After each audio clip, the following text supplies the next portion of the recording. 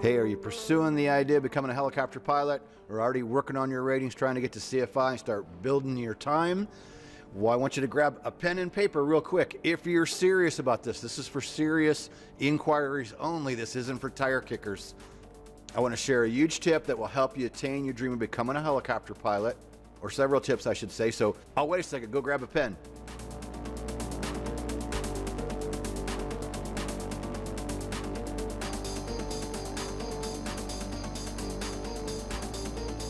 Okay, we're going to show you a lot of stuff, so I'm going to go through this kind of fast. So I want you to imagine this scenario. What if you're suddenly sitting in the pilot seat teaching a student with a brand new certified flight instructor license in your pocket? What if you're suddenly building that time to attain your helicopter pilot dream job? And with the CFI job, you're learning the skills to advance your career and move on to all the other cool jobs that are out there in the industry. Does this sound like a stretch to you? I used to think so too before I got started many years ago. And I gotta mention, I'm in our hangar now, the Hog Studio, and we got some crazy wind outside. So if you hear some weird noises, it's the wind outside blowing against the hangar doors. So until I learned how to self-study after failing my first attempt at passing the dreaded helicopter pilot check ride, my first one, the private, many years ago, I was pretty devastated, trust me. Which leads to how I got through all this training, and we're gonna continue on with the story because it's a part of it, is what I did next. After my failure, I had to study super hard, and I created a notebook which became a course online, and now we've been online almost 9 years helping people all over the world.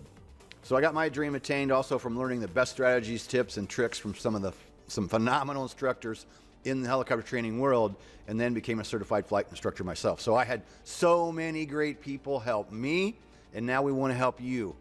In the past 20 years that I've been teaching, I've helped hundreds of people obtain the helicopter rating. And I've done this with experience from one-on-one dual instruction given to students in the helicopter, also with my Helicopter Online Ground School and our Amazon #1 best-selling books, along with other products and services we've created. We're all over YouTube. We've got almost 900 videos on YouTube over 10 years. You can check us out there if you want to learn and see a lot more. But right now, I'm going to jump over to my camera phone and go show you some of our members. So we're going to head over here to what we call the Hogs Wall of Fame. And I'm going to show you some teaching styles and what it looks like when you go out in the helicopter and you're out there teaching. And the person I'm going to highlight today from one of our many members is Holly Gardell up here on the wall, and you're going to see her just shortly. And some of our members have become ground school instructors. So we've got Tannen Austin, Helicopter Online Ground School member, now appears in our videos. We got Chris Hauser, longtime student of mine. Dan Taz Chrisman, 2018 Flight Instructor of the Year, became a Hogs member and did his helicopter add-on because he's already a fixed wing CFI. And we got Austin Boa appears in our videos, Sarah Green, Dave Sipes. So right there is a quick look at the Helicopter Online Ground School Wall of Fame. So what we're about to show you here is going to be what this is all about. These are all the people that have achieved this dream that we've been trying to show you, or I should say that we are showing you. You're going to learn more about this as we go. Okay, so now we're going out in the helicopter, and this is from our certified flight instructor course. So this is Holly, who at the time I'm teaching her at this moment how to become a certified flight instructor. She's already got her private and her commercial, and she's working with me for her certified flight instructor course. She came and did her CFI with me after going through our ground school videos. We talked on the phone, she went through all the videos. We came and in 2 weeks had her all finished up and heading home. And now she's teaching with us, and I'm going to show you her teaching style with that our members absolutely love after we show you this. So this is what you do when you teach people how to land without an engine. So let's go to that video and let you see how it works. We kinda, got comfortable doing them and just got the feel, got the look. We know that the really nice entries was giving us the really nice pull down. You nailed a couple of them right to the numbers. We're clear right. Clear on the left. You've had lots of practice. Deciding when to enter, how to do a nice entry, how to have a good setup. We'll come around, get a nice setup, count it off, 1, 2, 3, enter. Once we enter it, if the entry's good, the glide's nice and we like it, then go ahead and just roll your throttle all the way off. Not chop it, but just smoothly roll it the rest of the way off. Maintain your minimum of 60. At treetop, we're going to start a gentle flare, or a little below treetop, start a gentle flare. As we get closer to the ground, we'll make it bigger, make it bigger, make it bigger. And the wind today, you're going to notice how it's going to happen slower. The flare's going to be slower. We're going to have more time to react, and we're not going to have the run-on that we were having yesterday. So are we going to go, where do you want to go, that first intersection? I want to go to the number 9. Oh, on the runway? Yeah. Okay. Unless some airplanes come in, then we can move over to the taxiway. But again, I like to focus. I like it when we have a solid. We know right smack dab there. That's where we want to go. That's better for student and instructor when you're clearly defined spot. You know exactly where you're going. All right, so let's get everything stabilized here before we make our turn. Going for 1500 and 65 to 70. And I'm going to go out just because I can. Give myself lots of time. It's looking clear. On the right. Clear on the left. And I'm going to do my best job that I can at keeping my hands off the controls, which is hard for me, just because. Understandable. I'll do my best. And plenty of people trying to kill you over the years. Yep. I'm going to try to be, let you be as hands-on as absolutely possible. So. Okay, I'm going to make a radio call here. All right. Goshen traffic, helicopter 26 Papa is on final for runway 9, going for engine failure practice to the number 9, Goshen. All right, we're at 1500. Get that VSI stabilized. Here we have a good entry because key to a good auto is a good entry. A little bit of left pedal, Keep just a those little bit. RPMs top of the green. Very nice. Nice setup. All right, and because we have so much wind, we want to enter a little bit later than we did yesterday. Yep. So I'm going to get that 9 pretty close to the black line there. Yep. On my windscreen visual. Looking good. I would say we're still too far. Do you agree? Yep. And I'm going to go 3, 2, 1, enter. Collect it down, right pedal. Nice. Good entry. 60. All right. There's RPMs. I'd go ahead and roll the throttle off. What do you think? Okay. Go ahead and roll that thing Throttle's off. coming off. Oh, yeah. Nice entry. You decided at a good point. All right. Okay, you got it. First. Yep. A little bit more. Yep. Let her sink before you Level. pull it on. Yeah. Look at that. Look at that. Look at that. Look at that. Yeah. Woo. Nice. That's right. See the difference in the wind? Yeah, oh, that's man. pretty sweet. We perfect that flare a little bit. Go ahead and pick us up and we'll see how far past where spot we are. All right, I'm going to roll it up. All right, so if you take the necessary steps and if you do them right, you can be out there like Holly in the world teaching, and she's out there now working in the industry. So next I want to show you some classroom with Holly, because learning to fly the helicopter is about 25% of it. 75% of all the work for all these ratings is getting through all the ground school. So Holly ended up doing a really good job on some of the teaching she did for me, and I asked her if I could use it, and we filmed it and put it in the ground school. And people really like this material inside ground school. I do a lot of it. Our operations manager, Brian Rogers, does a lot of it. And our students that have become instructors, online guest instructors for us, they teach inside the courses too. So let's go and watch this video with Holly right now.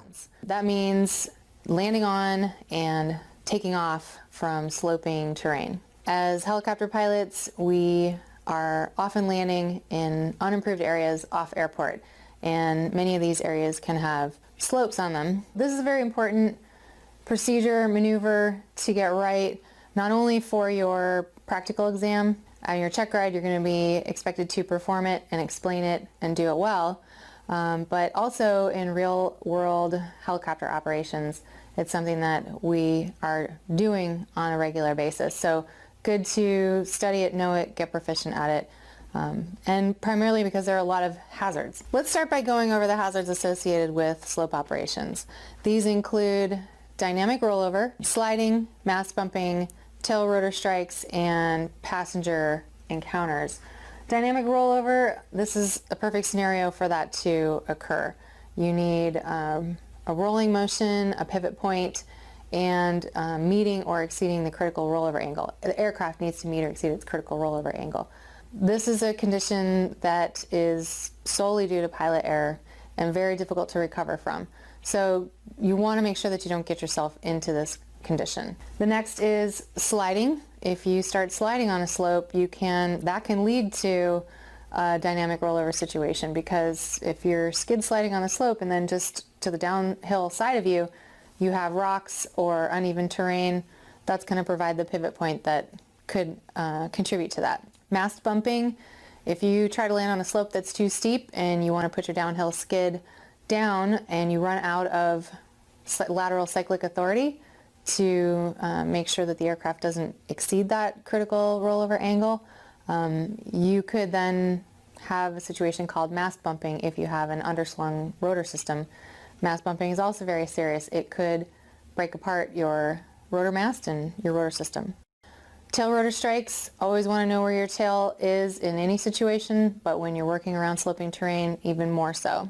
And passenger encounters around sloping terrain, when you have passengers getting in and out of your aircraft, that definitely can be a very dangerous situation, and we'll talk a little bit about that more toward the end of the talk.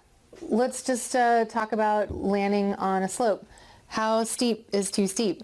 Well, for training and real-world operations, typically we say 5 degrees maximum. If you've run out of lateral cyclic, it's too steep. So find another place to land. That's the beauty of being in a helicopter, is you can pick it up and you can move just right over there and you can find another spot that could be much better to land. You don't have to risk it just because that's where your passenger wants to get out.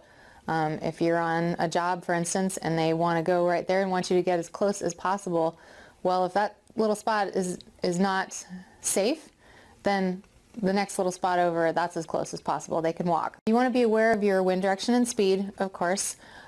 If at all possible, you want to have your nose into the wind. You don't want to have a tailwind on a maneuver like a slope operation, because you don't want to have a twitchy tail. You need to have pretty precise control with your tail rotor pedals for this. You're going to check your suitability for landing. You could do a little recon like you do for other operations. Just, before you set down, you can hover around this area and find out what looks like the best place to land before you decide to set down there. You want to keep your eyes out on the horizon on a reference point like you do when you're in a hover. And you want to keep your RPMs in the green, because if this is not the right situation for you, you're going to pick it up and you're going to go somewhere else. So let's talk about how you approach. And I've got a little visual aid, a Tonka helicopter, that's going to help us kind of visualize a couple of these steps that I'm going over. So our Tonka helicopter looks suspiciously like an EC-120. Blades look kind of like they would be going in a clockwise fashion, but for the purposes of this demonstration, we're going to simulate it as a counterclockwise rotating system, like many of the training helicopters that we all use in a training situation. So when I talk about approaching the hill at a 45, you want to have your aircraft parallel to the slope and then approaching it at a 45-degree angle. So, rather than coming in from this direction and turning your tail in a way, if you're not certain what's over here, you can come in on a 45. So step 2 here would be to start your descent. You're going to gently lower collective, you're going to touch down your upslope skid, and then you're going to hesitate for a moment. You don't want to just lower collective all the way. You want to make sure that you're on supportive ground. And you want to have slight cyclic input into the slope. So we've come in on a 45. Something I didn't mention is that, there are some recommendations that talk about if the direction of your tail rotor thrust, for instance, in this counterclockwise rotating system, so you would want to have your right skid on the slope, because that tail rotor thrust, that translating tendency, can help keep you into the slope. So if at all possible, again, nose into the wind, and your right skid on the slope in a counterclockwise rotating system. All right, so now we're ready to actually touch down our downhill skid on the ground. So this will be step 3, the landing. We're going to continue to lower the collective gently while applying lateral cyclic toward the slope. So here, up here we're parallel to the horizon. Again, once we start to set down, a little bit right lateral cyclic input. Now, as we've lowered our collective and simultaneously added right lateral cyclic to hold us into the slope, all of this very slowly and gently we're going to get our rotor disc now parallel to the horizon. So our aircraft is tilted this way, but our rotor disc is level with the horizon. You don't want to slide here. If you start sliding, and this is why you keep your RPMs in the green, if you start sliding, gently pick it up. You know, you don't want to lead to a condition that's going to get you into something more critical. If you have vibrations, any abnormal vibrations or mass bumping, you want to abort. Again, you can always pick it up, put it somewhere else. So now we're in the uphill skid down scenario, getting ready to lower our downhill skid. Simultaneously lower collective while adding right lateral cyclic and imagine this rotor disc tilting into the hillside. It doesn't actually have a lot of play in this little model, but you can imagine that you would have this tilted into the hillside. And so your rotor disc is going to be parallel to the horizon. You still want to stay a little bit light on your skids until you feel exactly that you're on the ground firmly. And once you are, you can go collective all the way down. Okay, once you've determined that you feel pretty good about your situation on the slope, how secure and firm your skids are on the ground, that you're not going to slide, and that you can put the weight on the skids, go ahead and lower collective all the way. Probably want to keep those RPMs in the green in case you do decide you still need to take off, but at this point I think you're pretty comfortable with where you've got the helicopter. Both skids on the surface, and now neutral cyclic. So here you had your cyclic into the hillside, so it was parallel with the horizon. Now your cyclic is neutral, and your rotor disc is going to be parallel with the slope. So now we're ready to take off. This is kind of where we left off here, where you have full weight on the skids and your rotor disc is level with the slope rather than the horizon. You're going to, again, note your wind speed and direction. It may have been a few hours since you've been on the ground. Things can change, as you know. Don't assume that it's exactly the same conditions as it was when you got there. You're going to clear your skids in the area, make sure that no rocks have rolled down the hill, anything like that since you set down. You want to do your pre-takeoff checks, have your RPMs in the green. So you want to have your eyes outside on a reference point, just like you do in a hover. When you set down on the ground, I was talking about, you'll feel when the skid, your uphill skid touches the ground. You're also going to feel when your downhill skid comes off the ground. So eyes outside. On step 2, you're going to level your rotor disc. So here the rotor disc is parallel with the slope. Here you're going to start to add right lateral cyclic, put some pressure against the slope. Now you want to be leveling the rotor disc with the horizon instead of the slope. So you're going to start to gently raise your collective. The downslope skid's going to start to rise. So this has to be very slow and controlled motion. You don't want to yank on that thing because that's how you're going to get into dynamic rollover situations. So very slow and controlled, eyes outside. At step 3, you're going to simultaneously continue to raise the collective while leveling your disc with the cyclic. Here we had rotor disc into the slope. Now that you're coming off the ground, you don't want to do that anymore. You want to have it more level with the horizon. So you're going to have simultaneous collective and cyclic input to make sure you level that disc and gently pick up your skids off the ground. You're going to maintain your RPMs with the throttle and maintain your heading with the pedals. You want to have your helicopter in a level attitude, and just before you come off the ground, again, hesitate. Make sure everything looks good. Done your pre-takeoff checks. You don't want to do anything abrupt. Then slowly raise your collective to lift off. So you're getting ready to pick up the helicopter. You want to have your eyes outside, RPMs in the green. I'm going to add some right lateral cyclic so you can get a little bit of pressure into the slope. Gently start pulling on collective. It's going to be a simultaneous cyclic and collective input here. Very gently. You don't want to do anything quickly. So just to get the helicopter level. Once you're stable, you're going to hesitate. And now you can, with your rotor disc level with the horizon, start to pick it up off the ground. So now you're going to be in a hover. All right, once you've gotten light on the skids, you're going to pull into a 3-foot hover, do your pre-takeoff checks, clear your area, note your hover power, and then depart. So what you want to be sure to do is always move away from the slope. You can do just a sideways hover, move away from the slope till you're well clear of your tail rotor before you turn. And, you know, same kind of thing, depart at a 45, just like you came in. So from this hover, you're going to do your pre-takeoff checks. Make sure you look both ways, clear yourself. What you don't want to do is turn the tail and fly off this way. So step 4, after you get into the hover, you're going to slide to the left and be well clear of the slope before you turn your tail and start to fly away. All right, so let's just talk a little bit about the situation with having passengers on a slope. When you're in a situation with sloping terrain, you're on the ground. So let's use this for example. Number 2, you're on the ground, you've got a passenger in the right seat, they want to get out and do something on the ground. That's why you landed there in the first place. They have to go check on something. So they want to get out. Keep in mind that the distance between the rotor blade and the ground is a lot less on that uphill side. You have to be really aware of that. And in certain kinds of helicopters, like the Enstrom, for instance, those rotor blades are very low. There's not a lot of clearance there. So you need to make sure your passengers are really aware of the fact that they're low. When they exit, they need to be in full view of you, the pilot. Make sure that they never go toward the rear, they never go where you can't see them, and they stay down, because a rotor strike to the head is a very real threat here for a passenger. You don't want to have a safe landing and then have somebody get out and get knocked in the head by a rotor blade.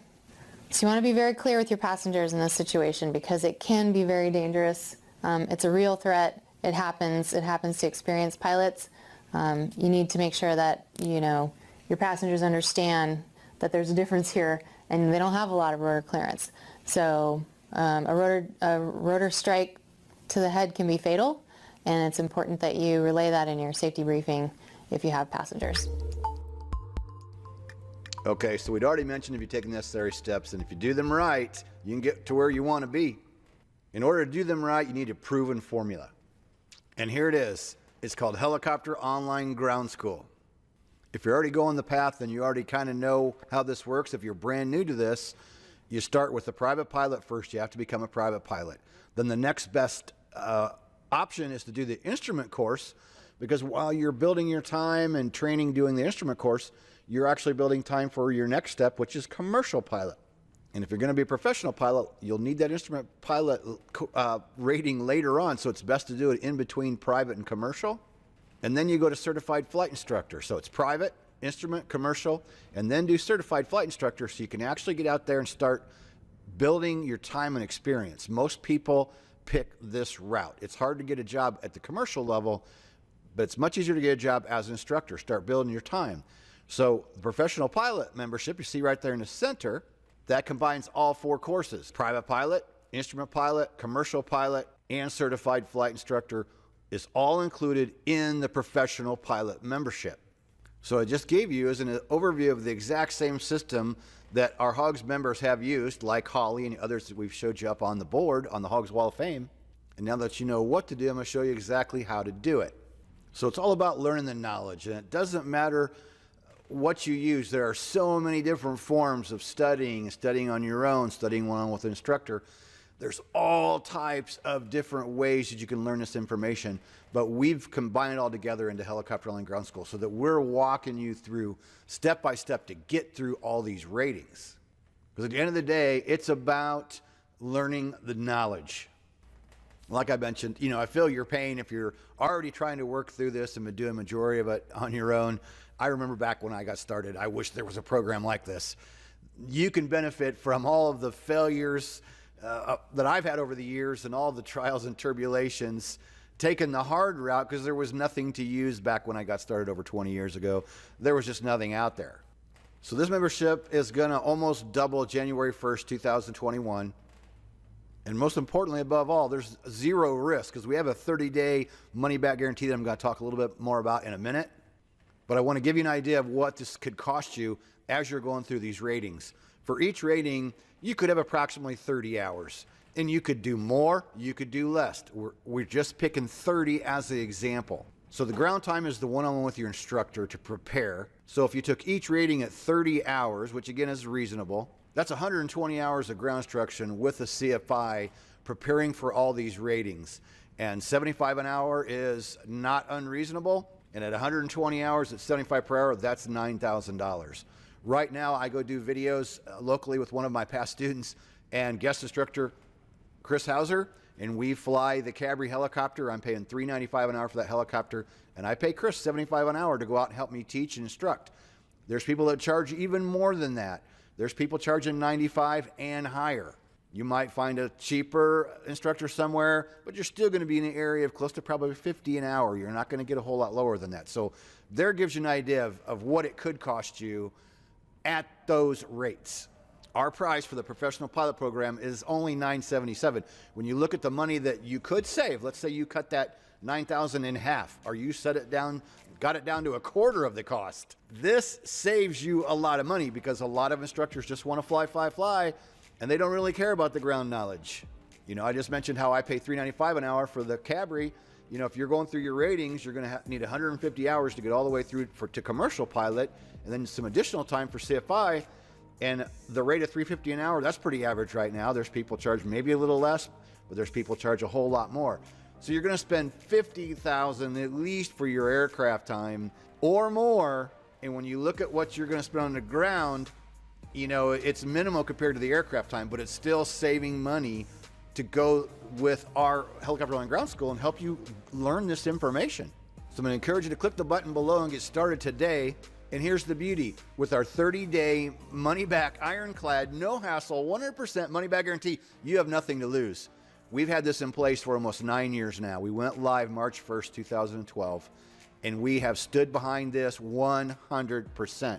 You have a full 30 days to go and evaluate the training, and if it's not right for you, just ask for a simple refund through email or contact the Hogs customer support. Just ask for a refund. It's that easy. We don't question you. We don't hassle you. We just refund your money, and you're always welcome back. We part as friends, and you're welcome back at any point in time. So remember, rates are going up for sure January 1, 2021. We know that. They are going to go up. We have had this at the same price for about 3 years now. And once we got doing the numbers and figuring, you know what, this is a great package that's going to save you a lot of money. So click that button below, get started, and we'll see you on the inside of Helicopter Land Ground School.